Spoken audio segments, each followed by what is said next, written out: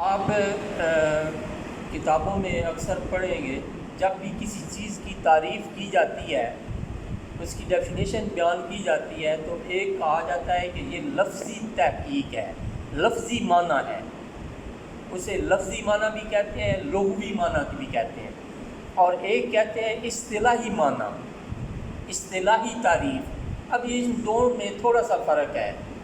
فرق یہ ہے کہ جب ہم لفظی یا لغوی کہیں گے تو اس کی تعریف یا اس کے معنی کا مطلب یہ ہے کہ اہل زبان نے جس معنی کے لیے اس لفظ کو بنایا ہے اس معنی کو ہم لفظی یا لغوی معنی، لغوی لغت سے ہے، لغت کا کیا مطلب ہے؟ زبان۔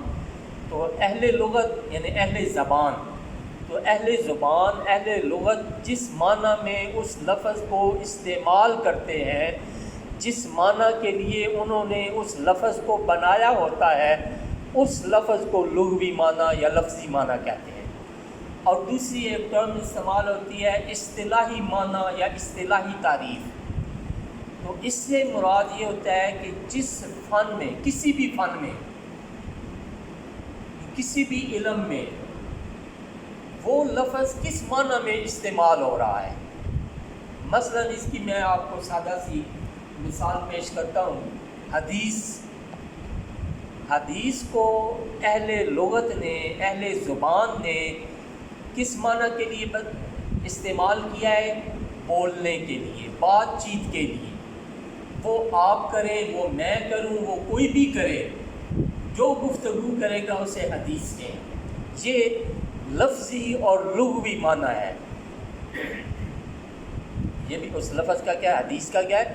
لغوی اور لفظی معنی ہے کہ بات کرنا، گفتگو کرنا، چاہے وہ کوئی بھی کرے، آپ کریں، میں کروں، کوئی اور کرے، حاضر کرے، غائب کرے، متکلم کرے، جمع متکلم کرے، کوئی بھی اینی پرسن کرے، تو اس کو کیا کہتے ہیں؟ حدیث کہتے ہیں۔ یہ لغوی معنی ہے، لفظی معنی ہے۔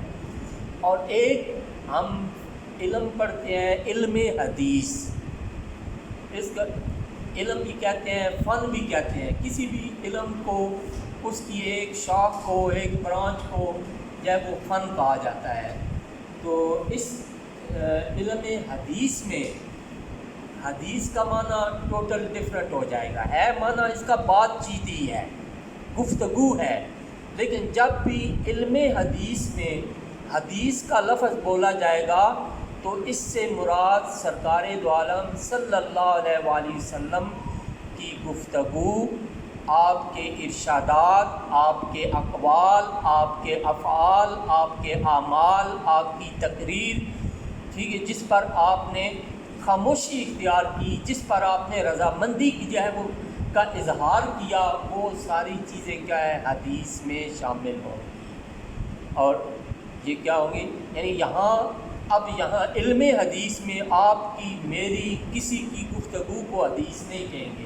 وہاں جب بھی علم حدیث میں حدیث کا لفظ بولا جائے گا تو اس سے مراد سرکار دو عالم صلی اللہ علیہ وسلم کی گفتگو، آپ کے اقوال، آپ کے افعال، آپ کے اعمال، اور آپ نے جن باتوں پر خاموشی یا رضامندگی کا اظہار فرمایا، جن باتوں سے منع کیا، وہ ساری چیزیں، صحابہ کے اقوال، وہ سارے کیا ہیں؟ حدیث میں شامل ہیں۔